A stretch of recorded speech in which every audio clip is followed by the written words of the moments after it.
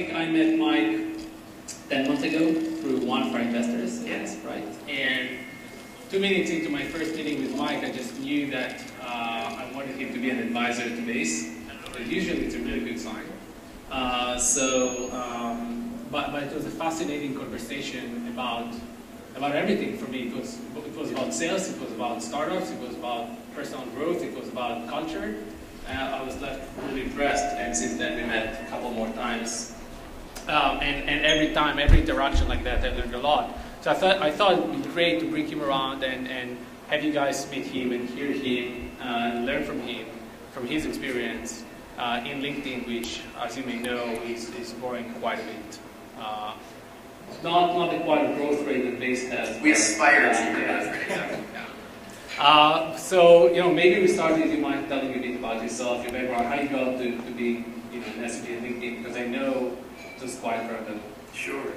Fabulous. Thanks for having me here. I appreciate it. Thanks. So let's see. So how did I end up at LinkedIn, which I've been delighted to be at for the last 6 or 7 years. I think I was reading Sheryl Sandberg's book, Lean In, a while back earlier this year. And I think I have to start the answer of why I'm at LinkedIn because of apparently something she passed on. I guess she didn't, when Reid Hoffman, LinkedIn's founder, called her to talk about maybe working at LinkedIn as a CEO, she apparently wasn't interested because they were, I guess, expecting or thinking about having another child. So she passed. His next call was to a good friend of mine. And I had lived out in San Francisco for 8 years. I grew up here. And Reid called a guy named Dan Nye, who was an executive at Advent Software, where I'd worked for 8 years prior to coming here. And Dan took the job as CEO. And then he called me, and I had moved here recently after taking a sabbatical for 6 months with my wife and some friends to start a startup with 2 of my close friends from college, have kids around my family here, etc. Dan called and said, hey, move back to California. I'm just taking over as CEO of LinkedIn. Let's get the band back together. How about it? I said no. And then a few months went by, and he called and said, let me use stronger language. You'd be an effing idiot unless you at least came and checked it out, because we're working on something that has a really inspiring vision, and we're building a set of data assets that the world has never seen before, and you're going to want to come here and play with these toys. So I flew out, loved what I saw, loved the people that I met, and couldn't figure out the role that would make sense. The company wasn't ready to really have remote executives, and I wasn't ready to live in California again.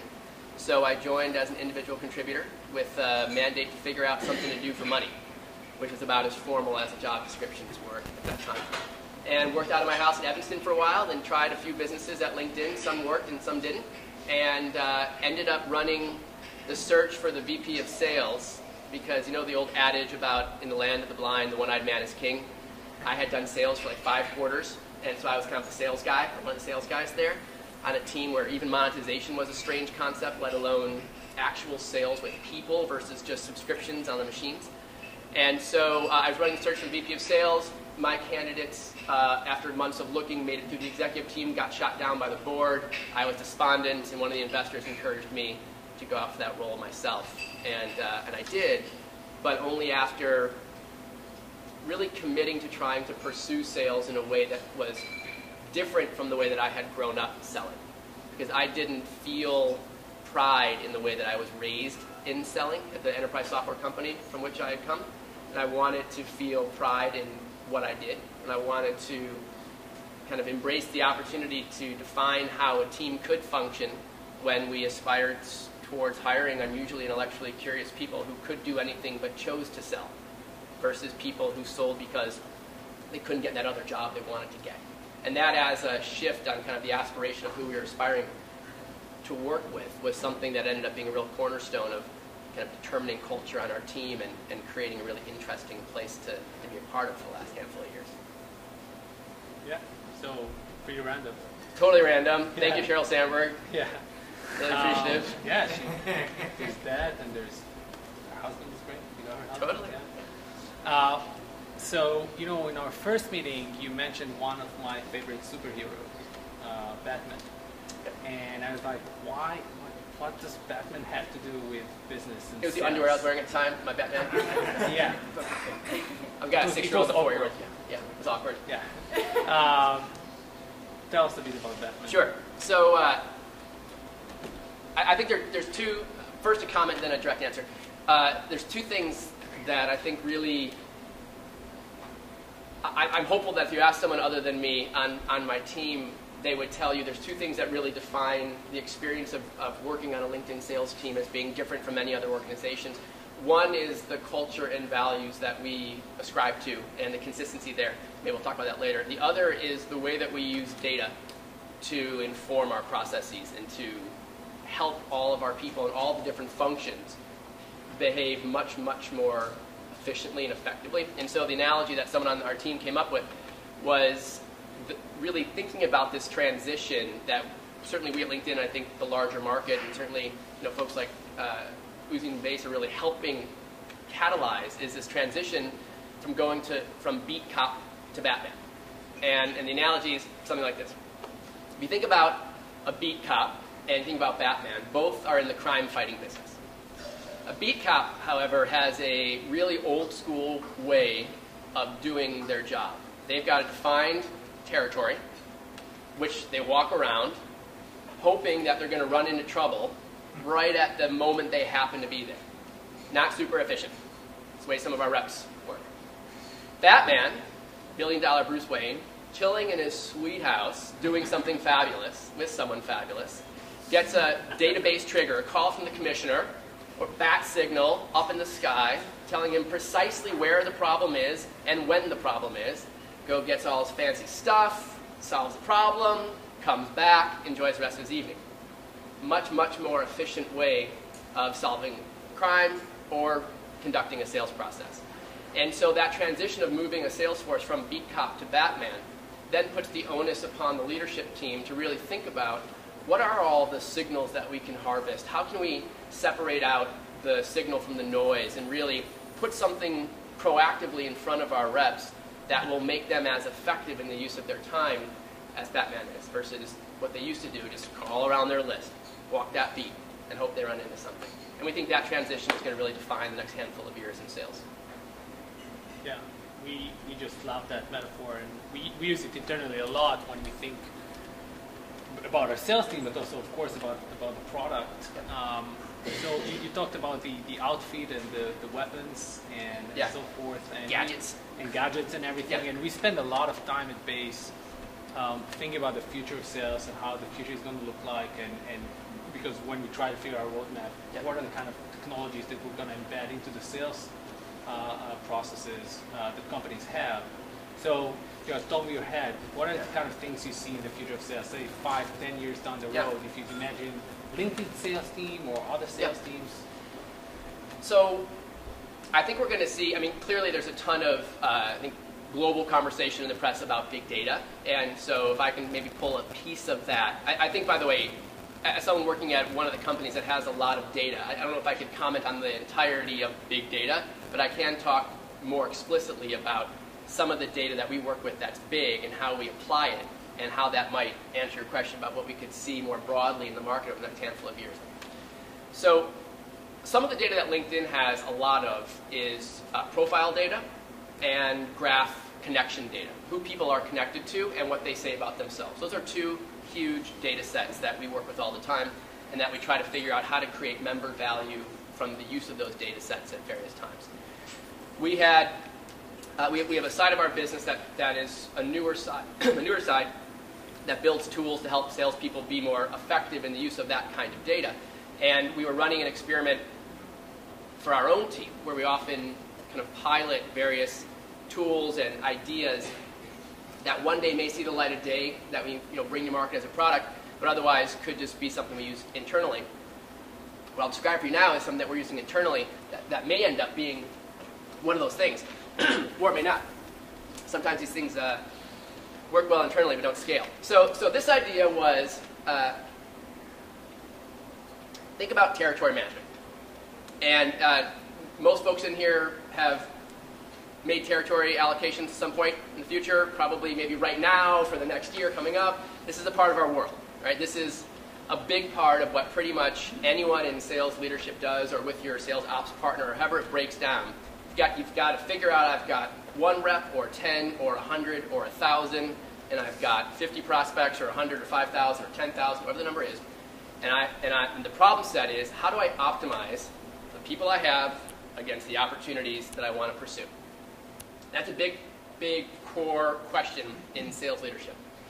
And so we were asking ourselves, how can we think about that problem through the lens of the data advantages that we have? And a few folks on the team came up with an idea that they're calling the social proximity index. And we love an index at LinkedIn. We can't get enough of indices. So the social proximity index starts with the hypothesis that reps who have tighter connections to their prospects will be more effective than reps that don't. It's a reasonably straightforward premise. If you kind of zoom out for a moment, think about where we are in terms of the maturation of a modern sales process, where long-distance calling is essentially free, web conferencing is a ubiquitous, airlines, you can pretty much get anywhere you want, but it's not something that we do every day in the way that we did 10 years ago or 20 years ago. I don't know about how your team functions, but my team, the sellers around the world, anyone can travel really who needs to, but most people don't most of the time because it's inefficient. You kill your whole day. Versus you could have 3 discovery calls or 5 demos or whatever you are in the sales process. You stay in the office. So most of our teams stay in the office most of the time. Now, so if you think about that same problem set, historically, when you had to show up in person, the first thing we did is we looked at geography. We all built our accounts. Got my team in New York, my team in Chicago, my team in San Francisco. Of course, I'm going to put my regionally proximate accounts next to my people who live there. Made sense. Maybe you did other things, vertical, etc. We decided to experiment with, let's take a group of reps, we'll call that cohort A, let's compare it against cohort B of reps who are aligned against their accounts in traditional ways. Group A, we're going to do by this social proximity index. We're going to say these reps, whichever accounts you're most closely related to in a first-degree way to people in power in the functions you care about, and we're going to weight all that stuff in a reasonably complicated way. We're going to give you those accounts. And then we're going to also have one more cohort. We're going to look backwards over the last 12 months in a not real, this didn't actually happen, but we're going to pretend it happened 12 months ago, and we're going to look to see which reps were most successful with which accounts, and if we had arranged the territory in that way, what would have happened. And so this was about 18 months ago. We had 12 months of data, and the very short version of this much longer story is that there's an enormous difference in effectiveness, especially for hunters, but also for people who are back-selling more into existing customers, where you have a first-degree connection and where you have a strong second-degree connection. And not surprisingly, the place where you'd expect it to really make the biggest impact in terms of time to close is how long does it take you to reach the right person and engage with that right person. And so not surprisingly, the social proximity index ended up being a massive thing. We're rolling that out much more broadly across my team now and into next year. And so over the next handful of years, 5 years from now, if every company, maybe 10, there's a great quote from Bill Gates, which I'll get wrong, but it's something to the effect of, people have a great tendency to overestimate what's possible to do in 5 years and underestimate what's possible to accomplish in 10. So I'm going to go with 10, safe bet here. 10 years from now, I would be shocked if every company in the world that has a B2B type of sales team isn't using some version of social proximity in their territory planning. I would be shocked, because what we have seen is such productivity improvement that it's like a different game. Yeah, that's fascinating. I'm just curious here, show of hands, how many of you think that you use data in your companies in a sophisticated level, not just basic data like buying a list? Show of hands. Not including the base guys. Yeah. Okay. Yeah. So yeah, there's a lot of room there. Yeah. There's a lot of room. A lot of greenfield. Yeah. Yeah. No, that's amazing. We're seeing that now. We're starting to do some analysis of our own for our own customers, and how you can leverage all the data, historic data, and come up with amazing insights that they transform the way you sell. Because before that, like you said, it's pretty much random. You live in Chicago, you work with somebody in Chicago, and so on. Of course. It doesn't matter that your roommate's sister is in charge of the whole company. And that's, by the way, where a bunch of this stuff plays out. It's the serendipity. It's not just that you know this powerful person and they know that powerful person. Yeah. It's that it's your roommate's sister, like every time. A lot of times. It's crazy. Yeah. Takeaway is like change apartments a lot? I don't know. Yeah, exactly. It's weird. I was about to say we never had roommates. Yeah, and periodically we'll do something like this on behalf of a big customer. There's a large bank that we work very closely with, and we were trying to show to them, we were trying to prove the point to them about the value of having a number of their junior analysts on this new thing that we're doing with LinkedIn. And all these junior analysts are coming from Harvard and a bunch of fancy schools. Their parents are the CEOs of the companies this bank is trying to go pitch. And so it turned out their first 3 connections are strongest to power in their most junior employee set, which is contrary to what most companies would expect. And yet here is this previously unmined, incredible asset that exists in so many of these organizations. So I think we're going to see a bunch of data upsetting the apple cart in that kind of way. Yeah. We have to hire young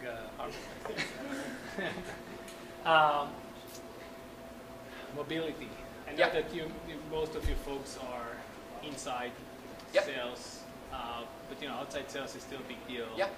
How do you think that's shaping the processes and how people work?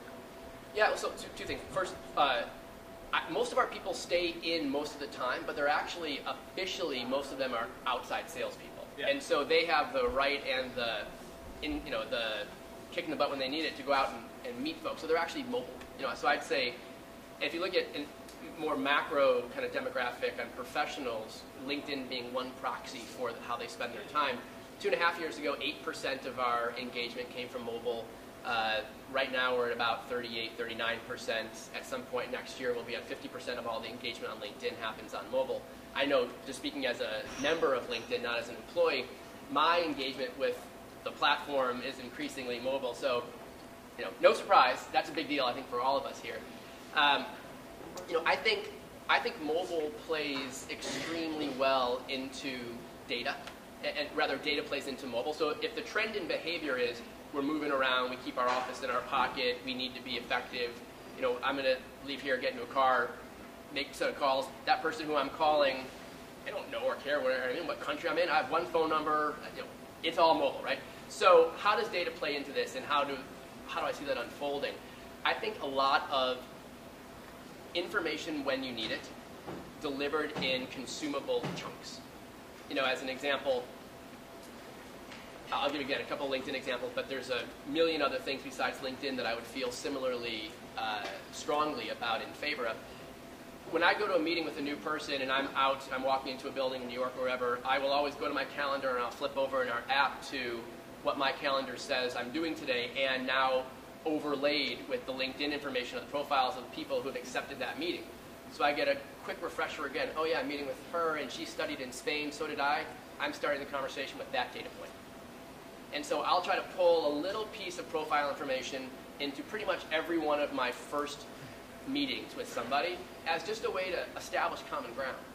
And that's a very mobile moment, because that's like in the elevator or the lobby on the way up. This is my 4th meeting of the day. I'm not doing this the night before. I'm literally doing it right now.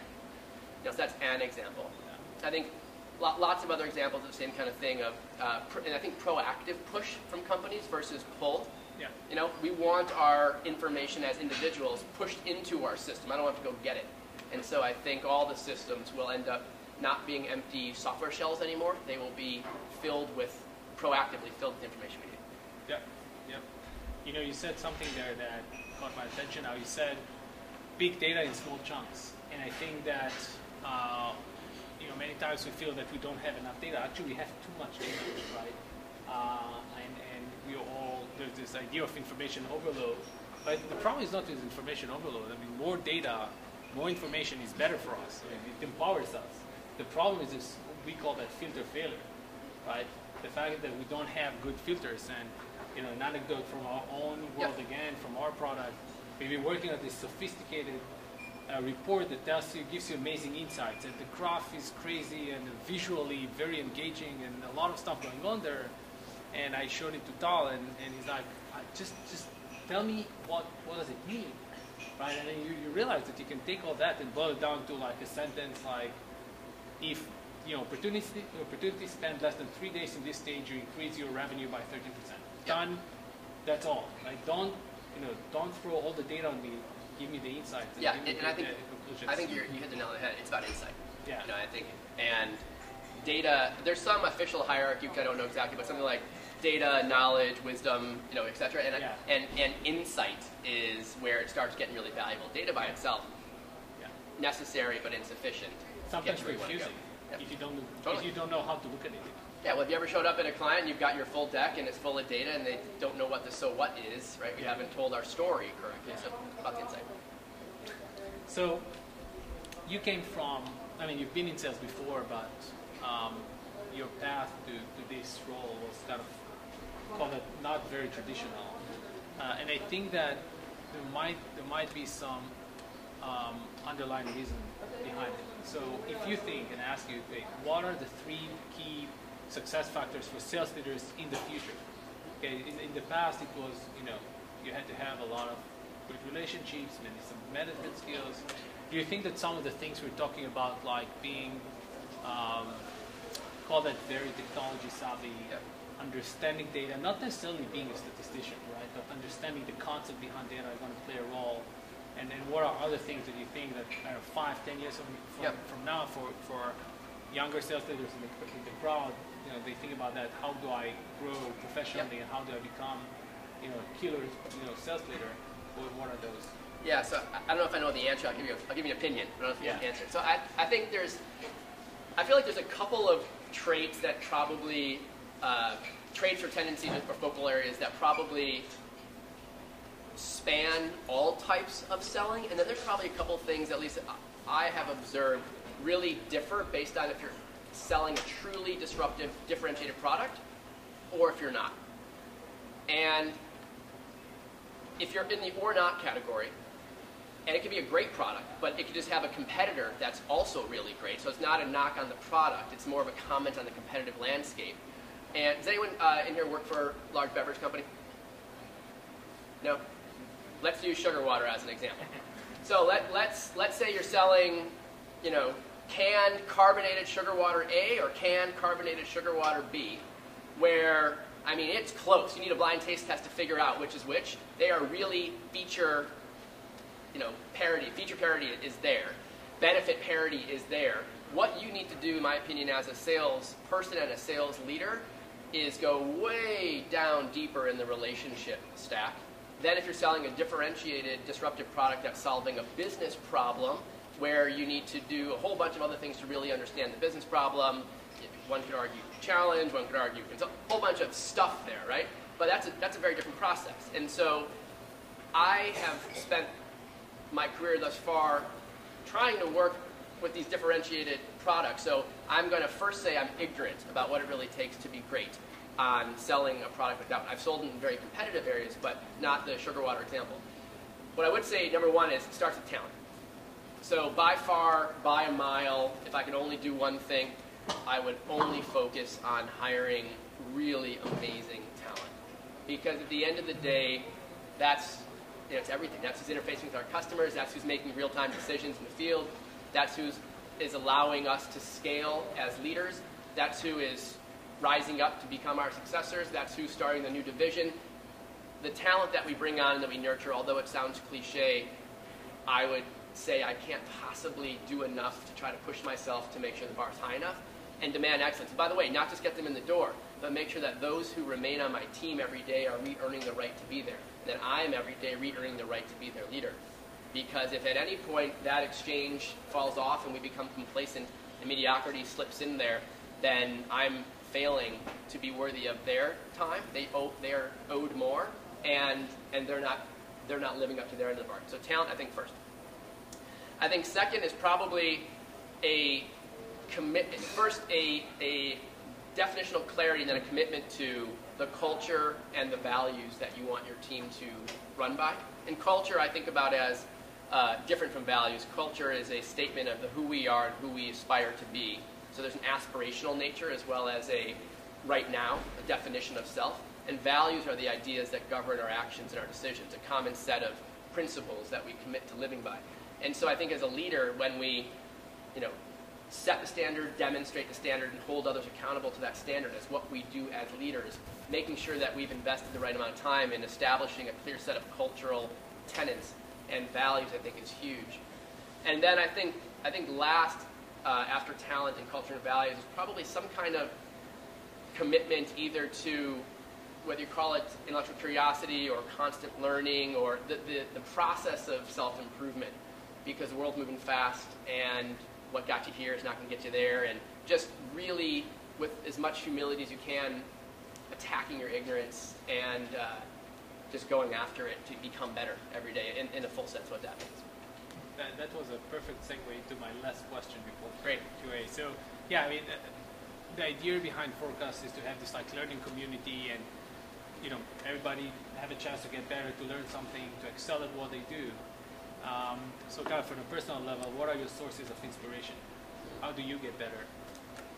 You don't have the SVP of LinkedIn talk to you at an event. So. Well, I've got an amazing boss. So the guy I work for is unbelievable. And I'm going to answer your question direct. I'm going to tell you a quick anecdote. So I mentioned I joined LinkedIn because my close friend and longtime mentor, this guy Dan Nye, was the CEO. So Dan didn't work out at LinkedIn. When you're the ex-CEO's guy, and you live far away, the only one who lives far away, and you're the ex-CEO's guy, two things happen. You quit or get fired. That's kind of what happened. And so I went in to meet Jeff 5 years ago, Jeff Weiner, who's our CEO. And I met him, and he's sitting in his office, which to me was Dan's office. And so I walk in, and Jeff's in Dan's chair, and I'm ready for this to go one of those two ways. And Jeff, he asks me what kind of leader I aspire to be, trying to get to know me. And I was talking about how I aspired to be an empathetic leader. And he said, why empathy and not compassion? And I said, I don't know. I'm not sure that I could define compassion versus empathy with enough, I guess, nuance where I nailed it to debate it. What do you mean? And so he went on to tell me this Dalai Lama parable about compassion. And in the next 2-hour conversation, two things had happened, neither of which was getting fired or quitting.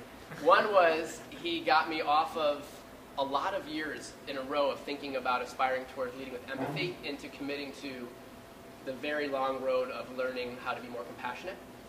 And the second is he convinced me in so doing that this was a new guy that had a totally different set of lessons to teach that I was incredibly delighted to be able to learn from.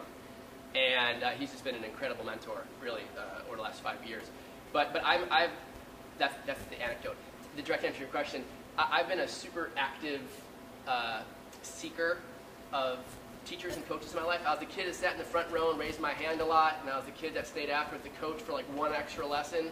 And I went to a school where you could take any class you wanted, and I took all these classes that I loved, and I showed up every day to class because I really enjoyed it.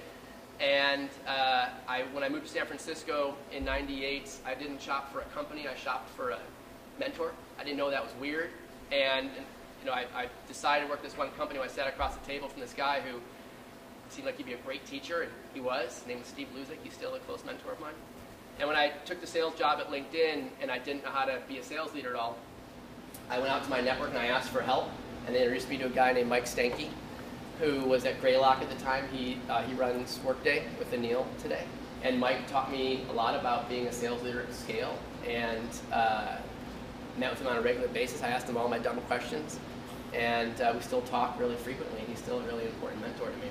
But I believe that throughout human history around the world, when you think about deep transferences of knowledge and expertise, a master and apprentice culture has developed in almost every society around the world for almost as long as culture has existed, and I don't think that's coincidental.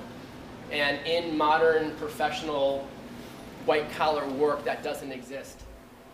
And so I think that's a flaw in the system, and I've tried to identify my need of it in my career, and so I seek out mentors really actively, and now try to become a mentor as much as I can.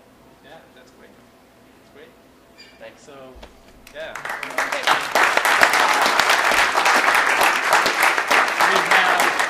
We have 7 minutes and 15 seconds for a couple of questions. So, anyone? Yeah? Yeah. I grew up in the same area. I just moved back from San Francisco. Right on. Welcome. So I grew up in Silicon Valley, was lucky enough to do that and be exposed to all the disruptive technologies out there. We're connected. I just checked on this great product called LinkedIn. Awesome. If only there were an online tool that would allow us. Yes. Sent you an invite, but Matt had 100% interest in his office. I know very well. Cool.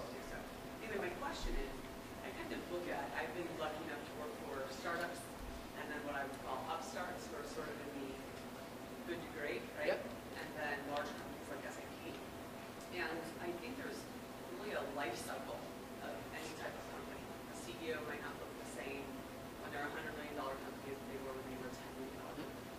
You talked a lot about technology and processes and salespeople. Could you talk a little bit about, over the last 6 years that you've been in LinkedIn, number one, how many employees there were, or at least on the sales side, and then what you've grown to now, and how types of technologies and processes you put in place to optimize those folks in terms of close ratios, shorter type of sales cycles, larger deals. Absolutely. It's great. A lot there. Thanks for the question. So when I joined LinkedIn, there was about 120 people in the company total, and I think there were 6 or 7 salespeople. We didn't have a real product yet, but there was a couple of people who were selling stuff. Beginning, I think, to bundle up what we sold online, but put it on one invoice. That was our big innovation. One invoice. And that was the first product. And so now the company has about 5,000 people, and my team has about 2,000. So there's been a lot of change and a lot of scale. We've opened 26 offices. We have 3 business lines that are on my team now. There's a whole bunch of stuff in there. And first thing I would say is, and Mike, this is a Mike Stanky piece of advice when I was just getting started. And I said, Mike, this could be a big deal. What should I really not fuck up? And he said, the first thing you need to do is find an amazing sales ops partner. And that person is the enabler. For me, that person's Brian Frank. And he's become like a close friend of the family. I talk to him many times a day. He's an executive in his own right now. I feel bad. I call him for a lot of, every once in a while I call him like, hey man, no disrespect, but I have this thing, and I'm really going back to the many years ago relationship where I would just call it and he would just do it. But now he's an executive in his own right, and he manages everything from our core sales ops stuff to our sales development team, to our systems team, to our sales effectiveness team, to our ad op. He's a big global guy now, but that was the enabler, because that is not who I am. And I could not be great at that. It is a very, very specific skill set and very, very valuable. So that's the first thing. I think knowing what you do and what you don't do and finding a partner. Then I think, now speaking on what Brian has done, because again, I also, part of my management kind of philosophy is spend all the time finding the right people and then really recognize the relationship between autonomy and accountability. I don't believe that I can hold anyone on my team accountable unless I make them autonomous and able to make their own decisions. Sometimes it's because I'm simply ignorant of what to do myself. Sometimes it's because I know they need to do it themselves in order for me to hold them accountable. In Brian's case, it was both. And I simply don't know how to do what he does nearly like he does it. So Brian made all the decisions in terms of what our stack is going to look like, our technical stack, both what we buy off the shelf and what we build for ourselves. And build for ourselves now is both our internal people, and we use external builders as well sometimes. Brian went out to the market and kind of determined what best practices were. He worked with one of my finance business operations partners to figure out what we're going to, what were our metrics going to be ultimately? What do we think about the magic number? What do we think about productivity per head? What do we think about X and Y and Z? The stuff the board cares about, the stuff that I need to have an opinion about. And Brian was the person that helped me kind of put all of that together. And a lot of it's changed, I think, in terms of scale, but actually very few of the ideas are different. They're just now through a lens of, will this work in Singapore? How will the Brazil tax structure change this? Do we have to think about, in the Netherlands, it takes 3 months once you say yes to quit your last, a whole bunch of things in the model that play out globally, but the ideas are all predominantly the same. Great, thanks. Yeah. Gaming Grimes. You talked about using indices to kind of allocate territories to existing rep firms.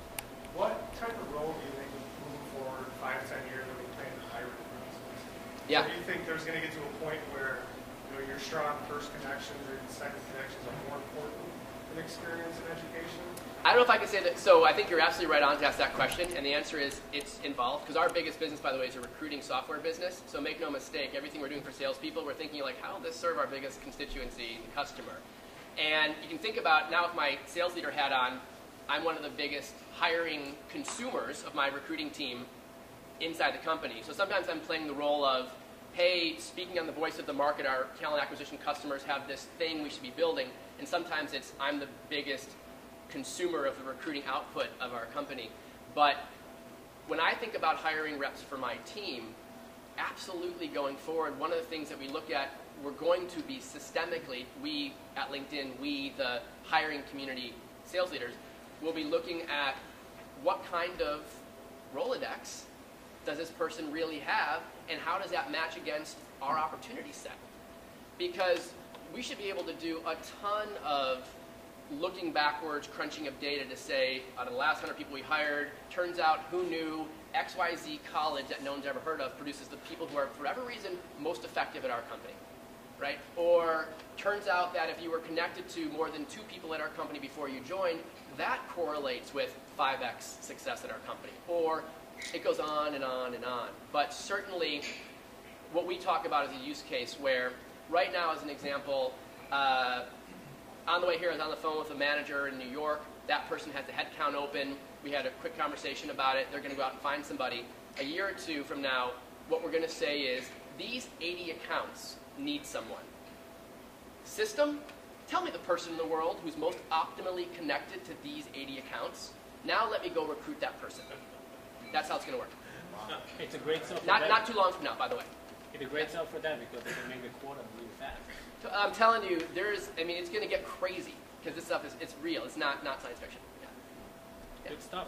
Yeah. Thank you so much. Yeah, thanks guys. I appreciate it.